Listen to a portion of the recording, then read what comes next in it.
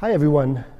I'm excited to be here and have a chance to substitute Zach. So if you were hoping to get Zach to speak, you don't have him today, but I'm the next best thing, so I hope you bear with me. No, jokes aside, I'm really excited. I think we're at a turning point, and I'm going to try and prove it to you through some slides here and some of the work that we've been doing. So I wanted to start by kind of anchoring this down on a true problem that I'm sure most of you know about.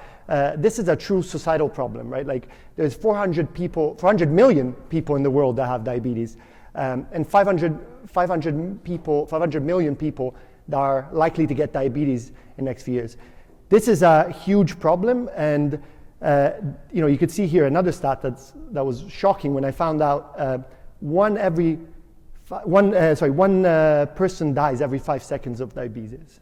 So this is huge, right? And I'm lucky enough to not have anyone in my family or in my friend groups that have diabetes, so I'm very lucky, I think. But in 2018, I met a woman called Dana Lewis that some of you might know. She's been advocating for better technology in the diabetes space since, I think, starting 2015. So I want to kind of give you a bit of a sense of what it is like to have diabetes by hearing her give her insights on this. So here you go.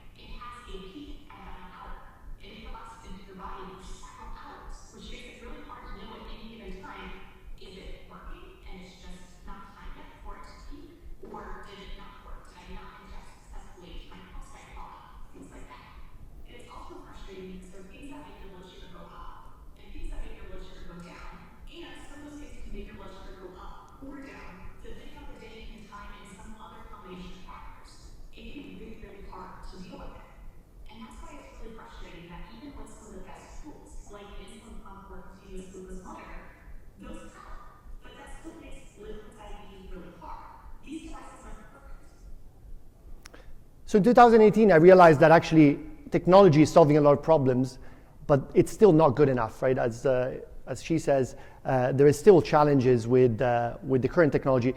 This is 2021. It's a paper that shows a comparison of some medical devices out there. One of the biggest challenges of these devices that are effectively monitoring glucose in someone's blood is that these devices are still intrusive. They still require multiple finger sticks throughout the day to calibrate the devices, as well as needing you to insert a sensor under the skin. This is something that creates obviously a lot of challenges. And last but not least, it's actually really costly. You can see some of the numbers here. These are devices that are built by only a few companies out there because there isn't really a technology good enough to build better devices, right? And I think we're at the turning point. I think this is changing. And we're working with a company called no-latency that's actually developing a non-invasive glucose monitoring solution. And what they're doing is actually super interesting because they're enabling a new class of technology based on RFID, or a new class of devices based on RFID scanning. I'll let you hear directly from no-latency what they have to say about their work.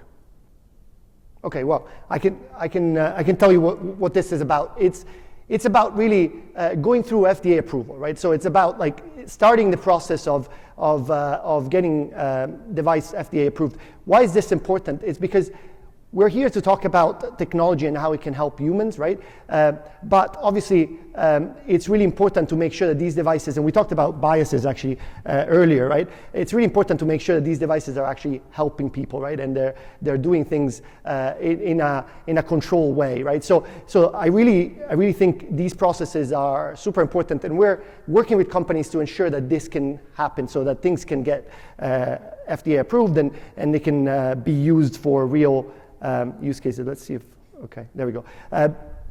So apologies for the technical difficulties, but I also wanted to kind of zoom back a little bit and say that there are a lot of companies doing really interesting things out there in the medical space, right? I wanted to start with a real use case of something that can have a huge impact in the world, and there's a lot more of these, right? So we're working with NoWatch, a company that's developing a wearable for mental well-being, for understanding the mental well-being of a user. Aura, developing a sleep tracker based on a ring. Hive, developing an advanced cough detector. These are all just examples of companies developing real devices that are solving problems for people. And I'm sure we'll see more of this in the next few years.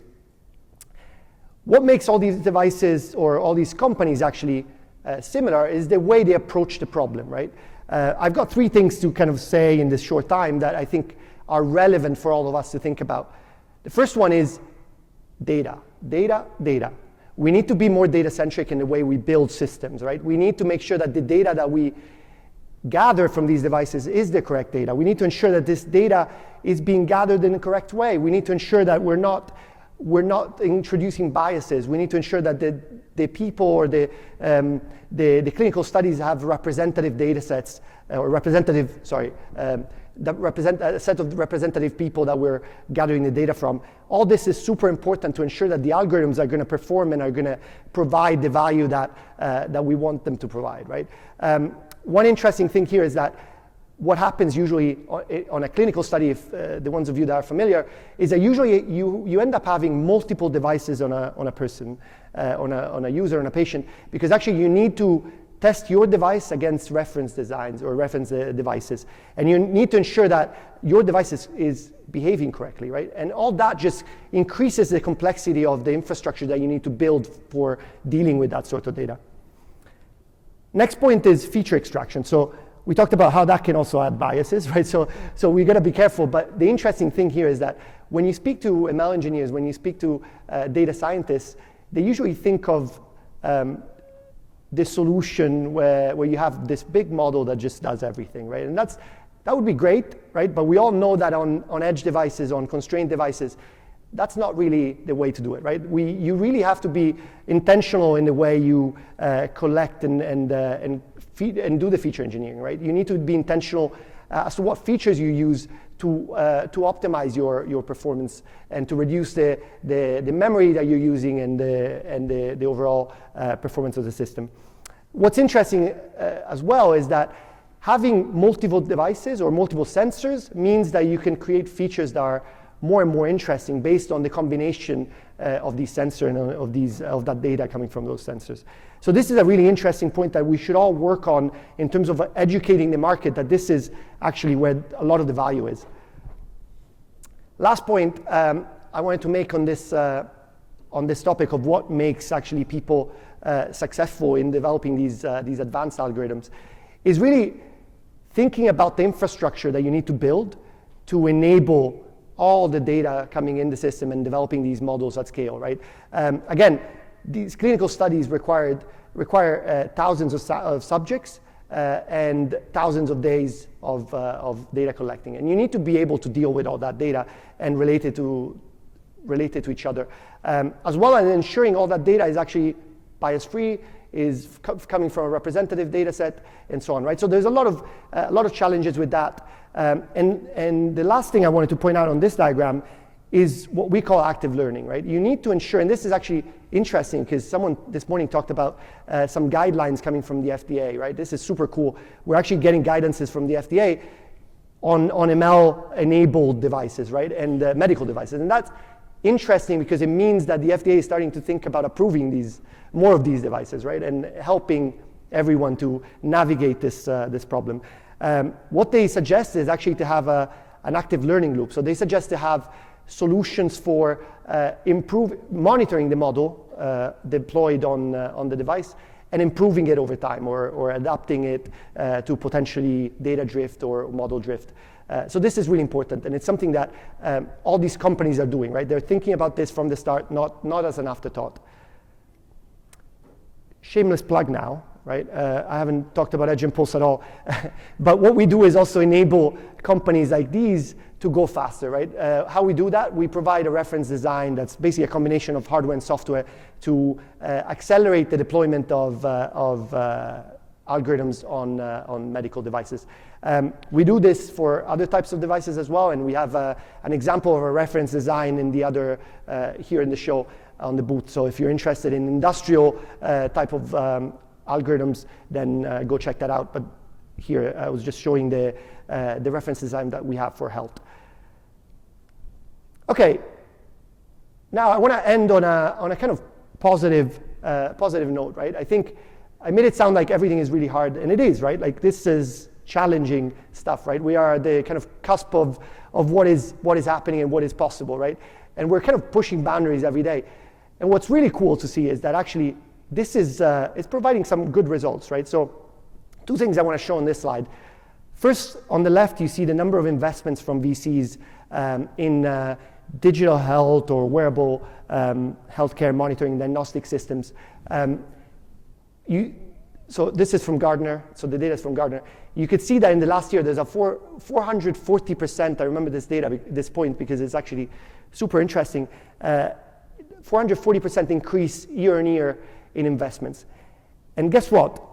The reason for that is that there was a huge investment in a company that's doing continuous glucose monitoring. So this is a huge, huge deal, right? This is something that we're helping to solve with this new technology.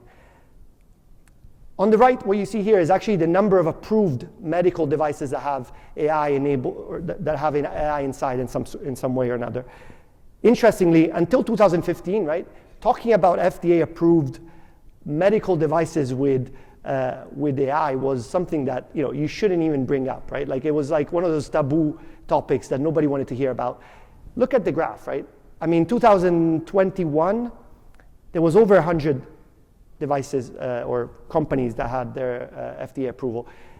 I want to just kind of say one comment here or a note. These are not just all tinyML, right? This is devices in general, but it's still a good sign, right? It means that there's more confidence in AI in general, and there's more methods to get these things actually approved, these devices approved and through the FDA. So I want to end on that and just say that we're excited to work together. I think most of the room here is developing technology that is enabling people to live better lives, right? So I'm glad to be part of this and excited to work with all of you. Thank you.